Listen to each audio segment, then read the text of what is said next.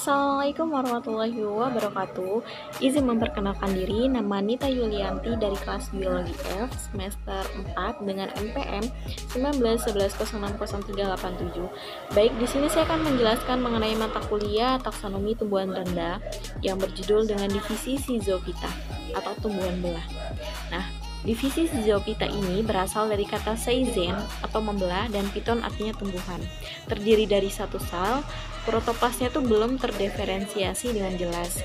Intinya belum tampak nyata, merupakan kelompok filogenetik yang paling rendah. Nah, dibagi menjadi dua, yang pertama bakteria, yang kedua ada Ginopechaceae atau ganggang biru. Bakteri ini merupakan organisme multiseluler prokariot yang tidak memiliki membran inti sel, yang umumnya tidak memiliki klorofil. Nah, memiliki ukuran tubuh yang bervariasi dan bentuk yang beraneka ragam. Hidupnya bebas atau parasit. Hidup ini biasanya di lingkungan ekstrim seperti dinding, mata air panas, kawah atau gambut. Dinding selnya yang tidak mengandung dengan peptidoglikan. Bentuk bakteri itu kasar. Dasar bakteri itu terdiri dari bulat, batang, spiral, serta terdapat bentuk antara kokus dan hasil yang disebut dengan koka basil. Nah, bentuk dan ukuran bakteri itu terdiri atas sebuah sel mempunyai bentuk beraneka ragam,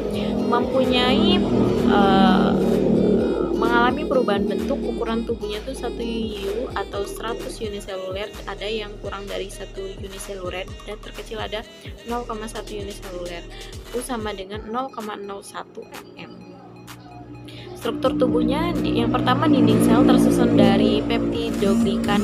Membran plasma adalah membran yang menyelubungi sitoplasma, tersusun atas lapisan fosfolipid dan protein. Nah, yang sitoplasma itu adalah cairan sel. Ribosom adalah organel yang tersebar dalam sitoplasma, tersusun atas protein RNA, granula penyimpanan karena bakteri menyimpan cadangan makanan yang dibutuhkan. Nah, struktur tambahan bakteri itu ada kapsul atau lapisan lendir, flagellum atau bulu cambuk, pilus, dan fimbrona atau klorosom vakuola, endospora.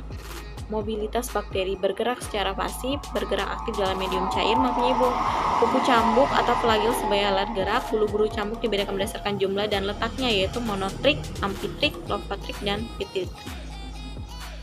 Macam-macam bulu cambuk atau flagella itu sudah disebutkan tadi.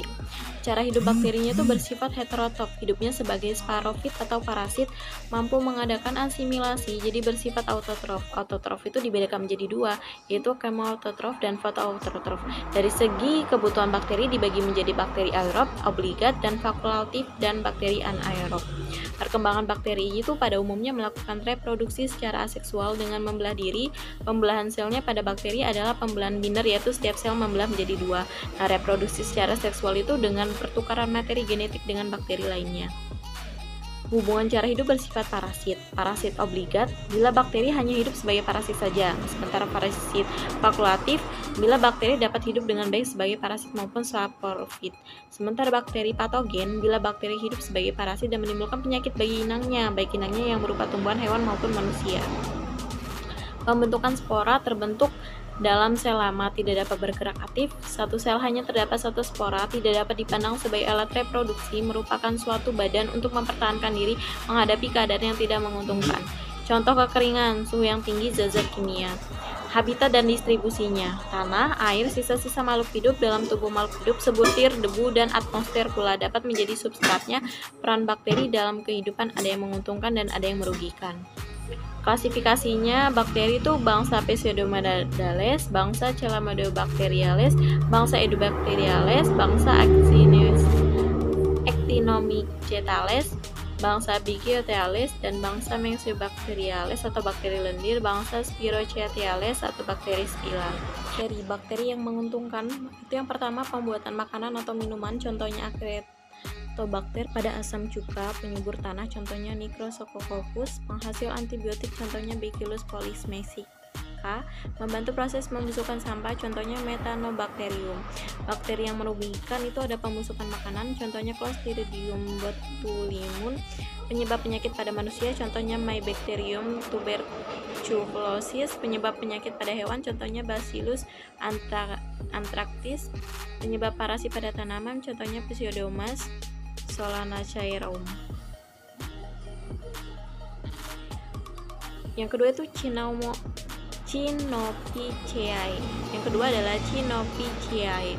Ciri-cirinya dari Cynopitheciae itu ganggang bersel tunggal, struktur tubuh masih sederhana, warna biru pijon, autotrof yang bersifat autotrof, inti dan kromatoforanya tidak ditemukan, dinding selnya mengandung peklin, hemiselulosa dan selulosa, terdapat zat warna klorofil A, karotenoid dan kromatoprotein, umumnya tidak bergerak, perkembangbiakan selalu vegetatif dengan membelah.